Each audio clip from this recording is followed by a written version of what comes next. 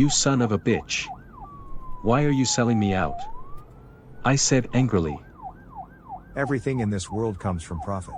Sorry, Tade. We have had many great moments. He replied. "Just you wait. You can't live a decent life." I left a threat. After finishing the sentence, the policeman led me to the police car. All around me, the sound of police sirens could be heard. Handcuffs is gripping my hand in pain, pain not from the cuffs but from misplaced trust. My name is Tade, a 20-year-old man who works as a thief. I know this is not a glorious profession, but at the time I needed a huge amount of money to pay off my family's debt. My father died of an illness when I was in high school. Our family has borrowed a lot of debt to pay for his hospital bills, as well as a difficult life, because he is the main source of income for the family. However, cruel fate turned everything into vain. My father still did not survive. Since my father took his last breath, my mother also fell into a serious psychological crisis. Less than a year later, she also followed my father to the Neverland. My family is in a difficult situation, so since middle school, I have worked part-time to earn extra income for my family. Because I knew I had magic hands from an early age, it was not difficult for me to determine a suitable job, which is a makeup artist. From a young age, I drew very well. It is that passion that makes me determined to pursue the path of painting. But you know, at the age of still sitting in school, going to work related to art is not practical. So, I chose a career in makeup, which seems to be closest to my goal. With my endowed, magic hands, and many years of professional experience, I quickly became an excellent makeup artist. During the years of working, I received many makeup requests, including famous artists. So I also earn a decent amount of money. But all that is still nothing compared to the huge debt of the family. I had to drop out of high school because I couldn't pay the school fees that I owed for many months. Creditors are not vegetarians. They kept making threats to force me to pay on time, or they would hit me.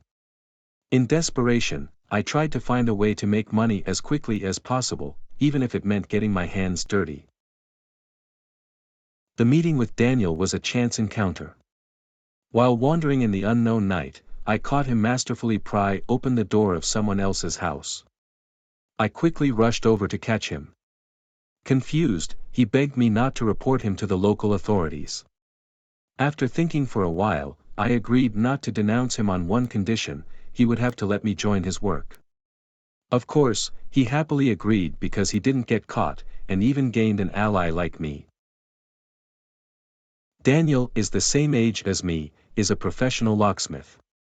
He confidently asserted that no lock in the world could make it difficult for him. I also completely trust what he says, because so far, our theft missions have never failed.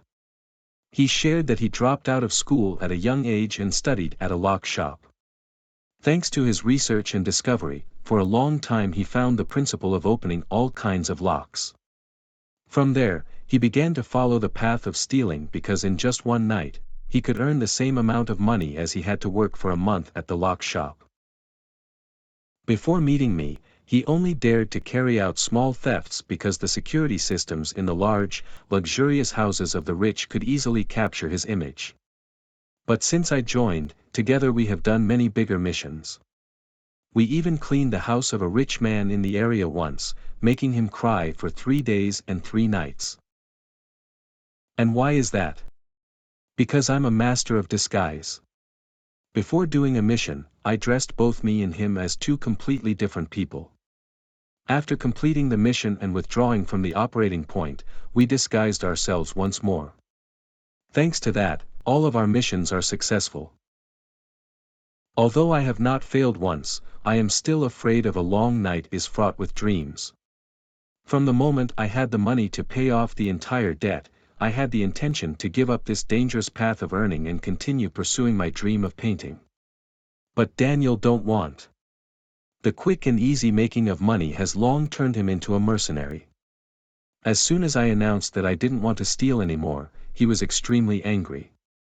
But at that time, he just walked away without care about me. Unexpectedly, a few days later, when I was sitting at home continuing to practice my makeup skills, the police suddenly arrived. One of them said, "Are you Mr. Tade? Please follow us to the police station. You are a suspect for theft and appropriation of personal property." I didn't say a word, but quickly ran out the back door. Having investigated this far, I don't believe my mere words of defense can fix the situation. As I ran away from the police chase, I wondered why my whereabouts were revealed. When rushing to an alley corner, I was accidentally attacked by someone standing in the alley, causing me to fall. When I opened my eyes again, my attacker was Daniel. I angrily yelled at him. "What the hell are you doing?" He laughed and replied, Give you to the police to make merit. "Fuck. This is all your fault. Accuse me and you'll get involved too." I continued to respond. You can rest assured about this. Of course, when I decided to do this, I was already prepared. It took me a few days to clear the crime. I used some stolen money to change my identity. From now on, I'm not Daniel anymore, call me Henry, a successful businessman. My eyes were filled with disappointment. I didn't expect that I would have such a miserable teammate. Thanks to a phone call from Daniel, the police quickly arrived. Here, the incident happened as at the beginning of the story. When I returned to the police station, I just learned the story that the bastard Daniel made up to sell me out. According to the police, my accuser is a businessman named Henry. He denounced me because I had stolen property in his house. From a video he accidentally got from a guy, who he said was my accomplice, he used it as evidence. I watched the video from the police, cursing in anger. This bastard must have suspected me for a long time, so he surreptitiously recorded a video of me doing the theft from behind my back. It turned out that he didn't care about me for a few days when he used the money to change his identity and set up this perfect drama. As for my accomplice in his testimony, he said he didn't know anything about him. All transactions are done online. What a crafty bastard. What he did, he pushed to someone who did not exist, and he leisurely became the victim and denounced me. After taking inventory of the huge amount of money we had stolen, the court decided on an extremely harsh prison sentence lasting several decades. This is something that I cannot accept. I still have a dream road ahead of me that has yet to be realized. Not to mention, I still have an object to pay. Even though my passion has gone up in smoke, I am determined to pay this debt flat. I can't wait until the end of my prison term to take revenge. Because in a few decades, I don't think I'll be able to track him down. The days in prison were the darkest days of my life. I was tortured both physically and mentally by cold-blooded prison guards and other barbaric prisoners.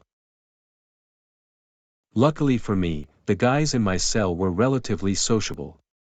Most of them are people who are forced to the end of life to commit crimes.